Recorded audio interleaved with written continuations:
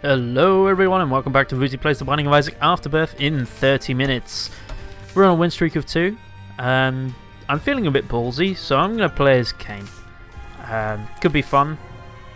And differences with Isaac, doesn't require so much damage to get good. Seed for today is SW9J TQE3. Yeah, doesn't require as much damage to get good, has good speed, but obviously doesn't have the D6. Skinny Odd Mushroom is a good start. I'm not sure how exactly it affects our damage, but it does a nice boost to our tiers. 1 damage upgrade, of course, brings us into 1-shot kill of these fly range. Oh, that's bad. Can't obviously take as much poor damage early on, and we are moving incredibly quickly. Like, really quickly. I mean, Skinny Odd Mushroom is not a speed upgrade, I don't think, but this is very fast. Yes, Curse the Maze. That explains what teleported us.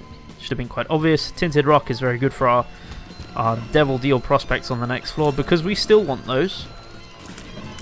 They still have a lot of promise for giving us incredible damage and other useful abilities later on. And that tarot card is something we can pick up.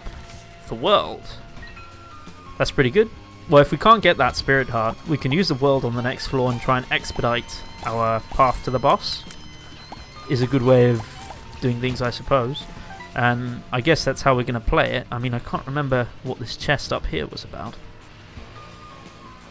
Yes. Yeah, it's behind some rocks. Okay, so we can't really do anything on this floor. And we did clear it out pretty quickly, which speaks volumes about our damage stat. But 3 cents, World card is not bad. Famine on the first floor is a dream, though. That will give us a nice orbital with which we can kill enemies even faster. And if Gurdy shows up on floor 3 or floor 4, as Gurdy is often wont to do, we will be in a very good position for removing that obstacle quickly. Let's come over to the side and shoot here. I think that would be more efficient. Maybe. Yeah, this speed is insane. I mean, I haven't played Isaac in a few days, so I'm probably out of practice. Just move my microphone. But this seems really fast. Alright, Basement 2, Curse of Darkness. Not bad. We've got a long way to go.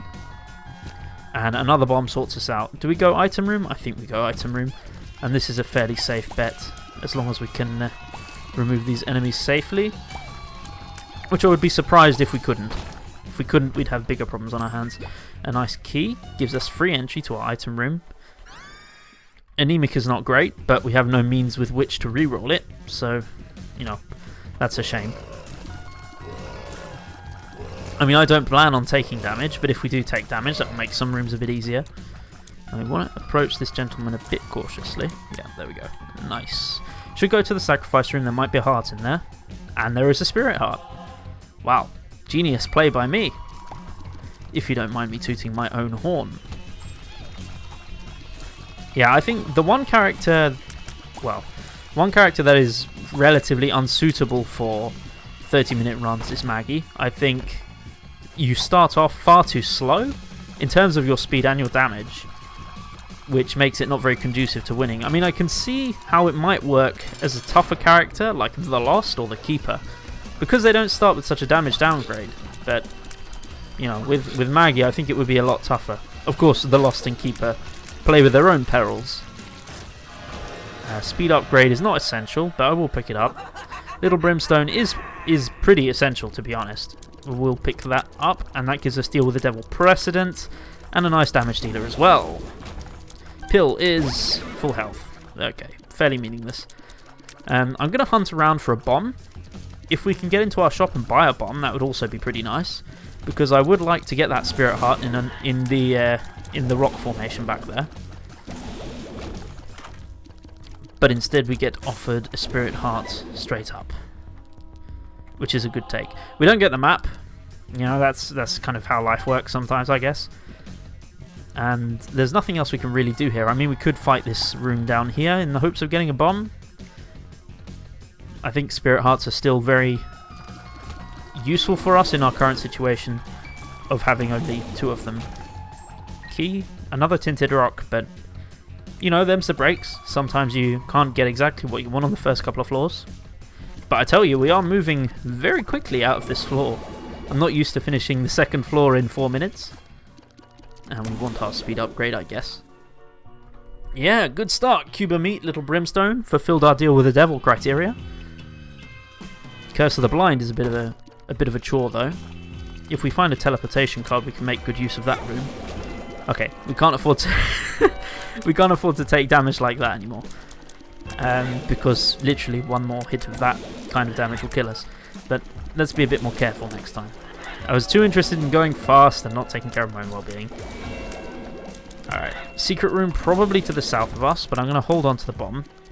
In the event we find a tinted rock or something. Kane versus Sloth is interesting. We could die here easily. So let's keep our distance and we get an item, which is Bob's Rotten Heads. Bob's Rotten Head. Okay, we don't want to kill ourselves with this, but we can get the secret room with it. Gives us a decent amount of money. We'll blow this guy up because he'll increase our devil chance and give us some money as well. Don't walk on those. It's a bad plan for your survival. Bomb is good. Where were these bombs on the last floor? Man, we could have had so many spirit hearts, but such is life, I guess. Yeah. Three ways of dealing damage this early on is pretty skill testing. How to use all of these optimally. I'm far from using these optimally at the moment. Let's try this. Best Bud, Sworn Protector. It's not good. It's okay. Okay, just concentrate here. Almost overstepped that, but we're fine. We're okay. We'll probably save Bob's Rotten Head for the boss fight, because it could do quite a lot of damage. Try and get Counterfeit Penny to pay out of one of those so it doesn't show up later. Not a good strategy, because you might want Counterfeit Penny to show up later. But, you know, them's the breaks, I suppose. I think Eternal Heart is a very good idea. I'm holding off going to our deal with the devil in the event that we find an HP upgrade somewhere.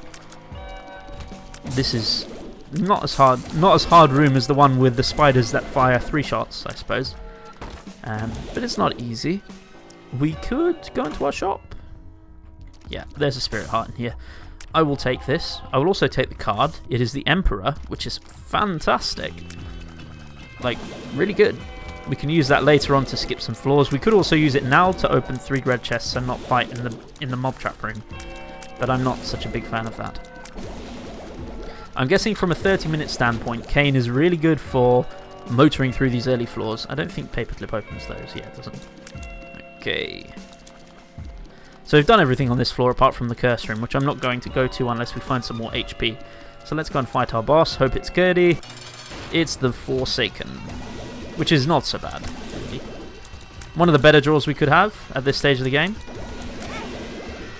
But it's not so good if you're taking damage against the Forsaken. Something's clearly gone wrong there. So you need to not do that again. And our item is the Wire Coat Hanger. Hey, it's another damage per second upgrade. Pretty good. Catacombs 2. No curse. We can open that for free. And it might be worth actually doing that, skipping the floor. So I've got to think about this. I'm going to do it. Because I'm feeling ballsy. The Fallen. This is getting better and better. Let's put that away. Let's use it once the Fallen splits in 2. And try and be below him because he splits horizontally. That way we can hit both of the Fallen. The Spawn. That was a pretty good fight. We didn't get... Oh, we did get a deal with the devil. I'm just blind. Let's hold this and come in here. We get offered Spirit of the Night and Gimpy. Both are respectable. We get a black heart from our book. I will take Spirit of the Night. And let's just go. Let's save time. Risky play, but could work out in the end. I mean, we won't have much of a chance to save time later, is my thinking, which is why I've chosen to do it this way. And that damage was not acceptable in the slightest. Is there anyone else here? Oh, there's a spider. Got the spider just fine. Let's bomb these thingies. Thingies being skulls. Let's do this. It could be fun. Not that we can really... Oh, we have Spectral Tears. I mean, we could get some good money out of this, and we already have, actually. Mad money. It's like popping bubble wrap. Though I imagine in real life doing this to a room full of poo is not particularly pleasant. Anyway, fun's over. Let's deal with this room. Yeah, Little Brimstone Cube of Meat is an interesting dynamic because one rewards you for getting very close, and one rewards you for being very far away. That's another fly item. Smart Fly, that is. And Smart Fly, Beelzebub transformation is actually pretty good against Blue Baby because of the number of flies he spawns. It makes it a lot easier to consistently damage Blue Baby because he won't have flies blocking his shots. Did we come in here? I don't think we did. Ooh, a spike chest. No, thank you. Ooh, that's nice. So shops are quite worthwhile for us here. We probably want to go to one if we get the opportunity. Yeah, look, so I mean, we've got so many tiers upgrades, we probably don't need any more. But I wouldn't say no to a damage upgrade, of course. I never will. Unless it literally kills us, I suppose.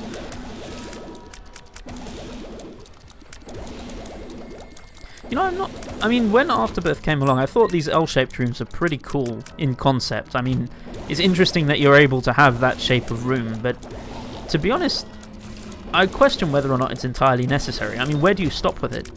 Do you then work into Tetronimos, i.e. 4 rooms with 4 kind of square blocks in them? Then your game starts to look a bit like Tetris. But I suppose we still have the big 2x2 room, which is a Tetronimo. But never mind. That guy's not got hearts in his eyes. And by hearts in his eyes, I mean coins in his eyes, because he does have hearts in his eyes, and that's what makes it very difficult to tell the difference. We've taken a lot of damage on this room. Not so good. And we are also going the wrong way. Which, to be honest, makes me a bit more comfortable in having used our Emperor card early on. My thinking was that we could get another card on these next 2 floors, and with 6 bombs we can probably do so. A card that's worth holding, that is. But we will have to see. Detonate this. I reckon this is a secret room, and we get infamy from the stone chest, which is pretty nice. Come back here, pick this up. Don't want to be leaving consumables on the ground yet. Oh, that's a big angry troll bomb. But we managed to get away from it just in time. Yeah, I mean, L-shaped rooms, I'm still not sold, to be honest. I mean, they look cool, but I guess the novelty is really why they're here. And they do add a bit of interesting gameplay behavior, but, you know, not considerably so, I feel. But look at me get my game designer hat on. What games have you published, Woozy? Nothing, I guess? Yeah, that sounds about right. And probably shows my credentials as a game critic in all sense. I'm not saying all game critics should publish games. I'm saying that, you know, I'm neither a game critic nor am I a developer, so I'm probably not in a good position to, you know, criticize. I mean, I would like to be a game developer, but I suppose I probably wouldn't be able to do it consistently enough. I'm sure it's actually a really draining job in many ways, because like other software development jobs, you get lots of overtime requirements and stuff like this. No deal in here. We get a bomb from our book, and we'll proceed to the next floor. So it's Necropolis 2. We're here 11 minutes. I'm not really confident in that we haven't stacked up that much HP for ourselves. We'll use these. Why not? Well, it's actually a very good reason why not. We might find a better active item. But I didn't think of that, and frankly, it doesn't really matter. So that's an interesting room if we get a teleport card. In addition to the one for Boss Rush, I mean, because we are going to teleport out Boss Rush on this run. I assure you of this, if we manage to get a card that allows us to. But whether or not we can do that remains to be seen. Ooh. That was terrible. That was really bad. Let's skip this room. Nice. Hopefully we don't have to go back there for the shop, but usually the shop is quite close to the boss fight anyway, and I'm sure the boss fight is this way. Alright, stop taking poor damage. That's the next rule. That's the objective for the rest of this floor, is stop taking poor damage. We're quite far ahead of the timer. The thing that's most likely to kill us is bad damage, as opposed to just running out of time. So take it slow, don't use Cube of Meat quite as much as you are, even though you're not really using it that much. Try to use Little Brimstone more. but your tiers are also pretty good. I question how much damage we're doing with them there. We can get all 4 of these, I think. Yes, though the skulls didn't really pay out with anything. Let's go for that other skull trap over there in the corner, and we got a luck upgrade from one of the pennies. At least we came away with something, I guess. So I saw a topic on the subreddit recently about enemies' health and scaling health. To be honest, I didn't actually know that enemy health scaled. I suppose you wouldn't really notice it because enemies normally only appear on one floor. Right, so these enemies, these floating head brain enemies, typically only appear on Necropolis and Depths. So you wouldn't really notice their health scaling between floors. But, you know, I never really knew. Zodiac. Let's reroll this. I'm in the mood to reroll. We've got so much money. It's good. It's very good, actually. We don't need that. I think we do need this. This kind of helps out our damage problem because we are going to be taking damage on the later floors, for good or for ill. And this will certainly help out our damage in response. And the higher your damage is, of course, the less damage you're going to take because you're killing enemies faster. And there's a rune, an Ansuz rune, and some more cards. Another answers, so we might as well use one here on this floor. Devil, 2 of diamonds. Well, that's 2 of diamonds. Pill is... we shouldn't be taking those because they could be telepills, and that would be terrible. Yeah, this shop is pretty dead, I'll be honest. Our card is the world. Well, why not, I guess. Let's use another battery. It's a battery. Take the key. Take the bomb. I'm kind of guessing that we won't get the opportunity to really donate all of our money here, but we might as well try. I mean, it does carry over to the next run, so why not? Despite having this microphone stand, my back is actually fairly painful. I've got a small cramp.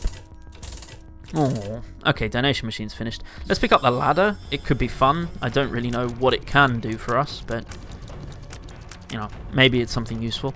Let's go into our secret room as well. I think that's here? This is another reason why I hate big rooms. Wasted bombs. And we got a battery which paid up with a key. That's pretty neutral, I suppose. What's over here?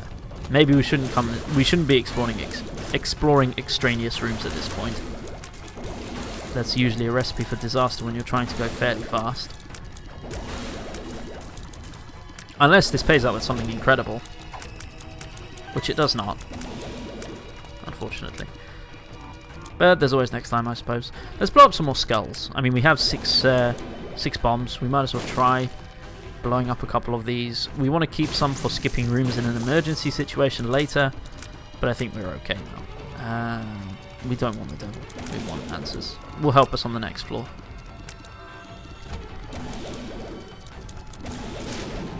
Okay, well done. This guy should not cause problems for us, and indeed he does not. 5 runes! Well, that's pretty interesting. I mean, none of them are going to teleport us, I assume. Unless we get an Awaz rune. That could get us into boss rush, and we can just leave. Yera, Awaz, Yera, Awaz, the guys. Okay, let's see. I don't want to take Yera all the way down. Yera. Because some of these are actually quite useful. Let's see Yera again. Let's start dropping Awaz runes. We could get something really good out of it, like a crawl space. I mean, there's a big risk of us actually accidentally walking into one of these holes, which would be pretty sad. Answers, Awaz. Awaz. We do actually want to keep one of these. You know, I'm not going to do any more of this. I'm just going to take these runes, get all the spirit hearts I can out of them, which is quite a lot. Like a lot of runes. Where's our Awaz? Yeah. The hidden power of Yera, I guess. And it's not really hidden, I suppose. It's kind of relatively obvious what it does once you're at this stage of your Isaac career where you have 1001% and have used Yera many, many times.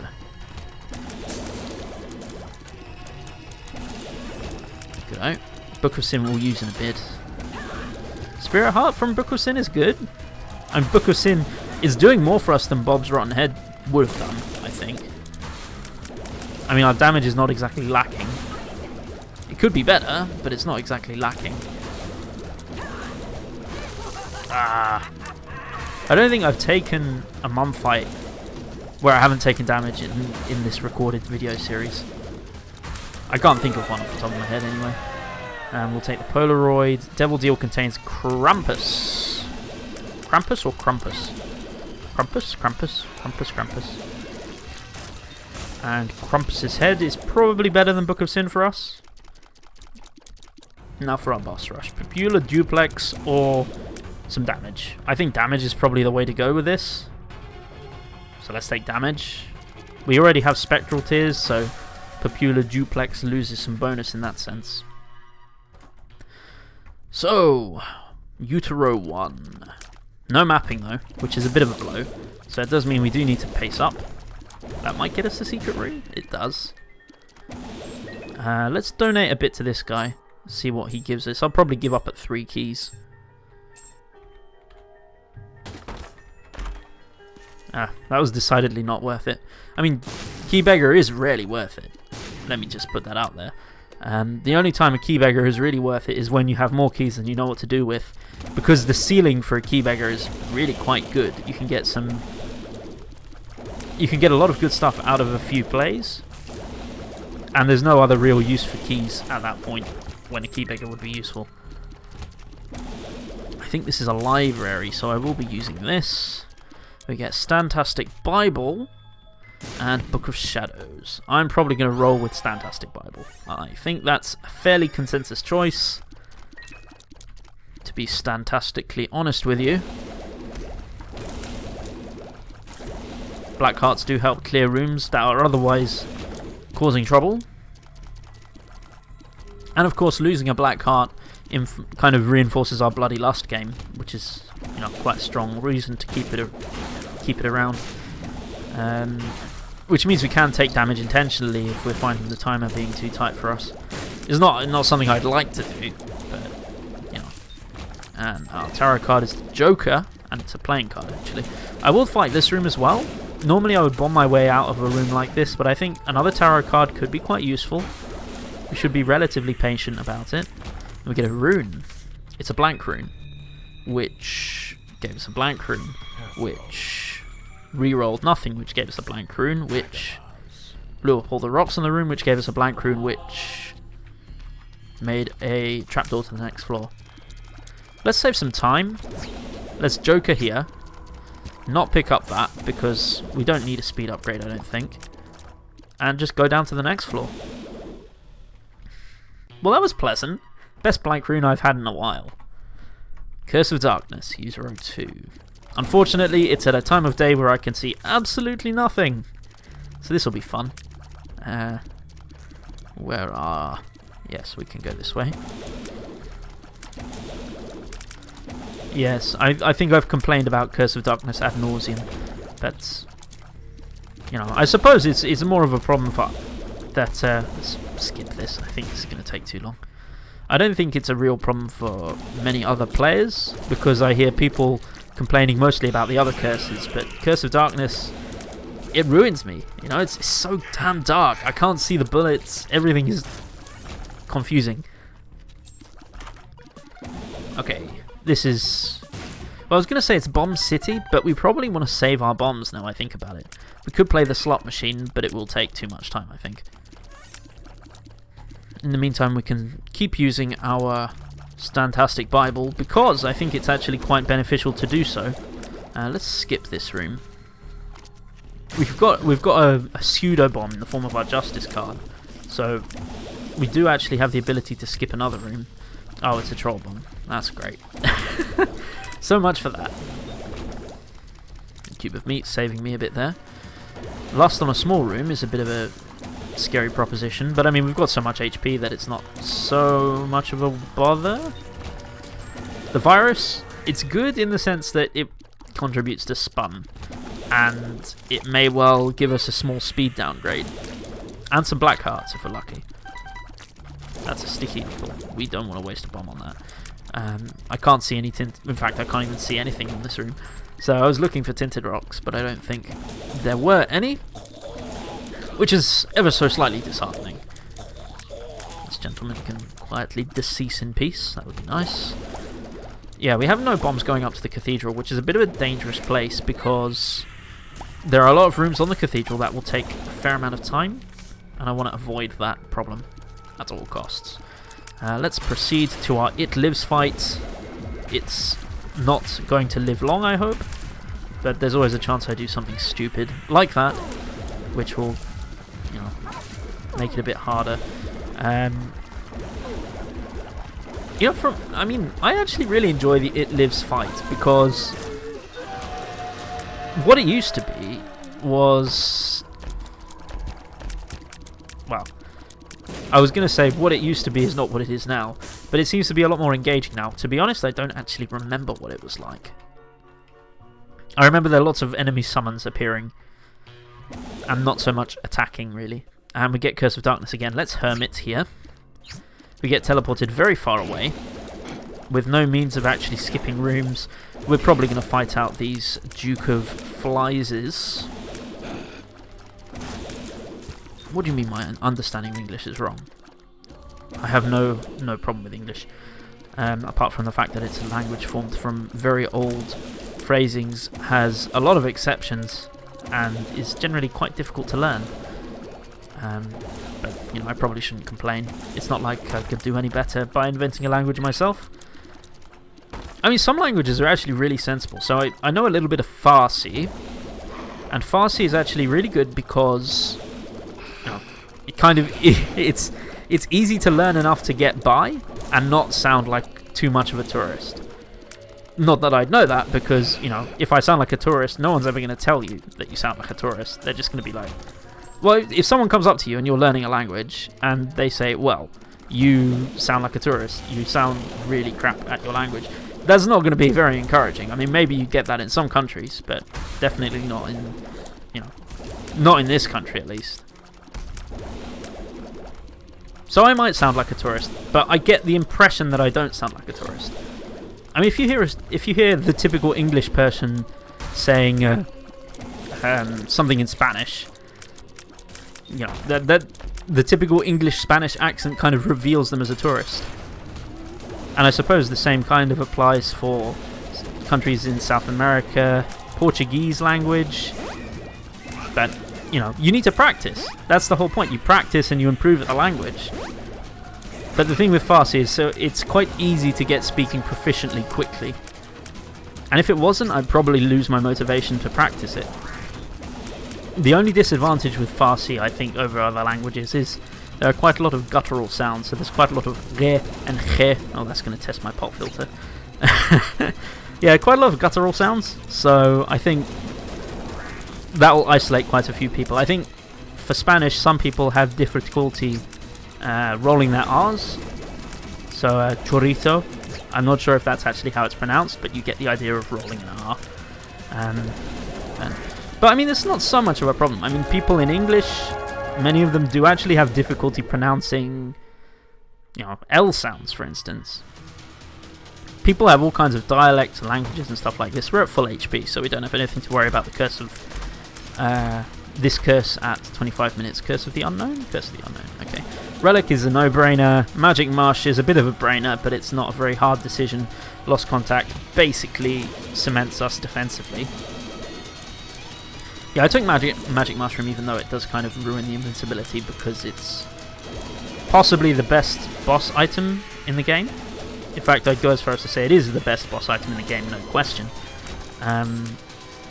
This is the wrong way. I mean, we could end up turning the wrong direction on many occasions here, and that would be a pretty big disappointment, I'll be honest. But especially since our damage is not actually that incredible, but it's reasonably good. So yeah, I mean, if you are, you know, a single language person and you've been raised with a single language your entire life, as someone who is in your shoes and was raised with a single language, I recommend just maybe picking up a language, at least to a basic level. I mean, it might not have any practical purpose, but the intellectual benefit you get from learning a language is pretty good. The fact that we could pick up that Spirit Heart is a bit disconcerting. But then again, we took a lot of damage on the Forsaken Rune, so... such is life, I guess. Yeah, learn a language. It's a good not test of intelligence, but it's a good kind of motivator for learning. Because if you ever end up going to that country, you can be like, I know how to communicate with people here, and that's really good. Pill is a tears downgrade. I don't think it really matters that much at this point. As long as we don't get lost, it should be fine, which could well happen, I guess. Oh, there's two of them. Of course there is. It's the chest. Never going to be just one of these guys. Is there a room with only one enemy on the chest that's a big room? I think not. Yes, I mean I can see from... well, there's no point in us taking that with full HP. I can see from my user demographic of... by user I mean viewer. Demographic of what countries people are watching from. And, well, frankly the demographic is just me. But that makes 100% of the viewers English, right? So that means that my language statement carries some weight. I mean, no one's ever going to hear it, but that's fantastic. But that's fine, you know, I'm not too bothered. I'm having a good time as it is. We are 2 minutes... we've only got 2 minutes left on the clock, so we do need to kind of get our skates on. We might as well use the Book of Stan. Little Haunt is good, and we found our boss fight. So this is a win. I'm reasonably confident this is a win. In fact, I'd go as far as to say I am so certain. I'm going to stand here and make Blue Baby's day a bit miserable. Let's use our death card. It could be fun. It did like 1/20th of his HP.